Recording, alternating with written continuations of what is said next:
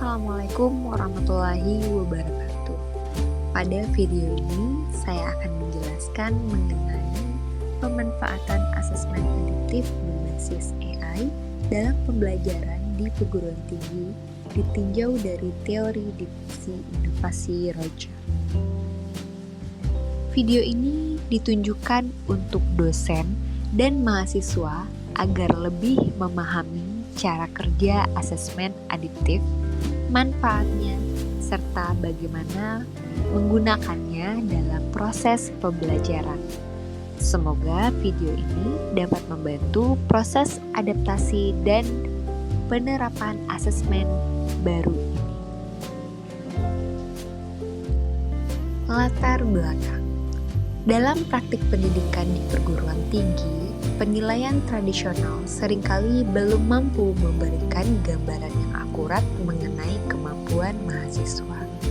Semua mahasiswa diberikan soal dengan tingkat kesulitan yang sama, sehingga tidak mencerminkan perbedaan kemampuan individual. Di era pembelajaran digital saat ini, kita membutuhkan sistem evaluasi yang lebih personal dan fleksibel.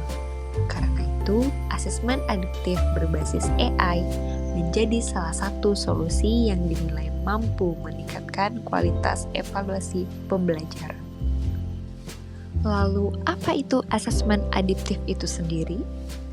Asesmen adiktif adalah metode penilaian digital yang tingkat kesulitannya berubah sesuai respon mahasiswa.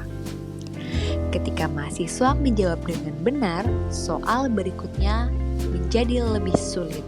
Sebaliknya, jika jawaban salah, sistem menurunkan level soal.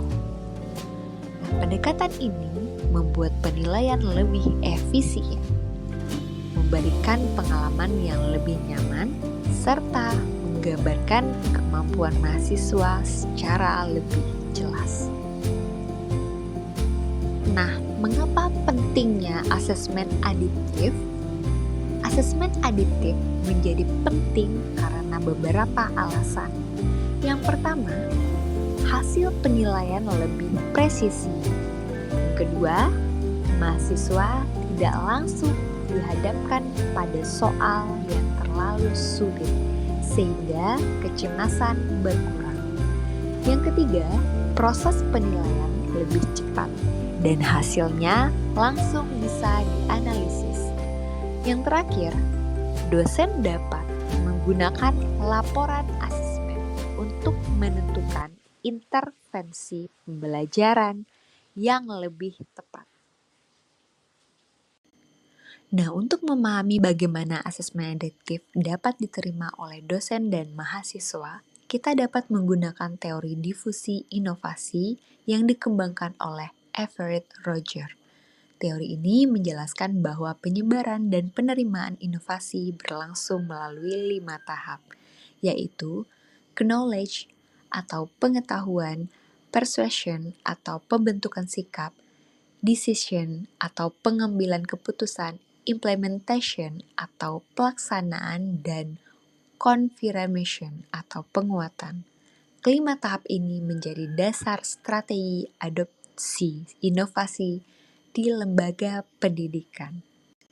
Nah, selain 5 tahap proses difusi, Roger juga menjelaskan bahwa ada 5 karakteristik inovasi yang menentukan cepat atau lambatnya penerimaan inovasi. Karakteristik tersebut adalah relative advantage atau keuntungan relatif, compatibility atau kesesuaian, complexity atau tingkat kerumitan, dan trialability atau peluang untuk dicoba, dan juga observability atau kemudahan untuk diamati hasilnya. Analisis 5 karakter ini membantu kita menilai kesiapan kampus dalam mengadopsi asesmen adiktif.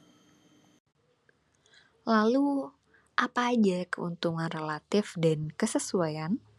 Dari sisi keuntungan relatif, asesmen adiktif terbukti lebih unggul dibanding tes tradisional. Hasilnya lebih akurat, personal dan membantu mahasiswa memahami kemampuan mereka secara objektif.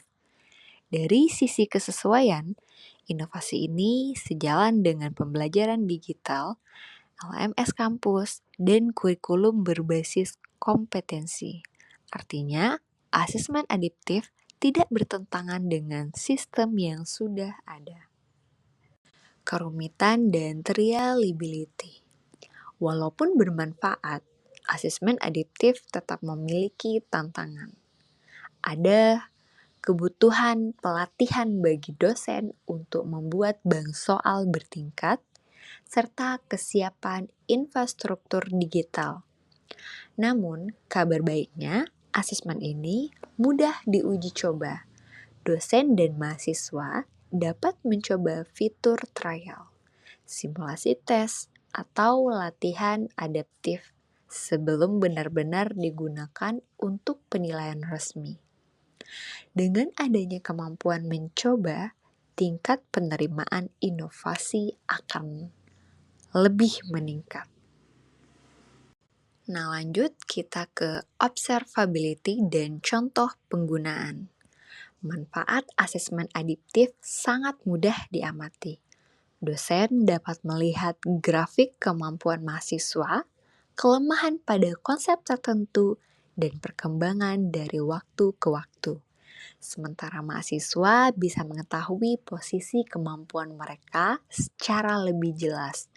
Contohnya, jika sistem mendeteksi bahwa kesulitan pada topik difusi inovasi, maka sistem akan mengarahkan mereka pada soal atau materi remedial yang sesuai. Lanjut ke tahap difusi inovasi. Implementasi asesmen adiptif mengikuti 5 tahap difusi inovasi. Yang pertama, tahap knowledge, yaitu kampus memberikan sosialisasi melalui workshop dan tutorial. Yang kedua, tahap persuasion, yaitu membangun persepsi positif dengan menunjukkan manfaat nyata dan testimoni pengguna. Yang ketiga, tahap decision. Ketika dosen dan mahasiswa dipersilahkan mencoba melalui uji coba. Keempat, implementation, di mana asesmen mulai digunakan dalam kelas dan LMS. Dan kelima, confirmation, yaitu tahap evaluasi berkelanjutan untuk memastikan inovasi tetap digunakan dan diperbaiki. Nah, dampak positif untuk pembelajaran, jika diterapkan dengan baik, asesmen adiptif memberikan dampak positif yang besar. Mahasiswa dapat belajar sesuai kecepatannya masing-masing. Dosen dapat mengambil keputusan pembelajaran berbasis data yang akurat. Selain itu, kampus dapat meningkatkan kualitas evaluasi akademik dan memastikan proses pembelajaran menjadi lebih efektif dan modern.